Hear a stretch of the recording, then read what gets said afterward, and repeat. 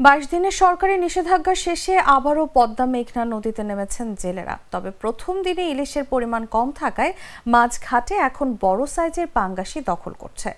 চাঁদপুর বড় স্টেশন মাঝঘাটে জেলেদের জালে ধরা পড়া বড় পাঙ্গাস ঘাটের আড়তগুলো ভরে দিয়েছে। পাঙ্গাসের দাম কেজি 700 থেকে 750 টাকা। অনেক ক্রেতা ইলিশের তুলনায় পাঙ্গাস কিনছেন। জেলেরা বলছেন ভোরে জাল ফেলেছেন, ইলিশ কম পেয়েছেন, তবে কয়েকটি বড় পাঙ্গাস উঠেছে। মাছ ব্যবসায়ী কামাল হোসেন জানিয়েছেন, নিষেধাজ্ঞা শেষে ইলিশের সরবরাহ কিছুদিনে বাড়বে, তবে এখন পাঙ্গাসই বেশি পাওয়া যাচ্ছে।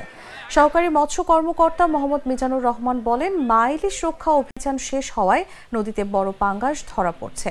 এছাড়া ছোট পাঙ্গাস রক্ষা হওয়ায় পরবর্তী সময়ে জেলেদের লাভ হবে।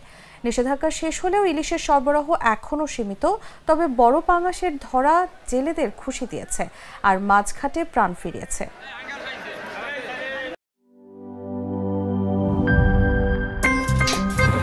আমার একটা স্মার্ট সিদ্ধান্তে 25% গ্যাসের খরচ কমেছে। ভাবছেন কিভাবে?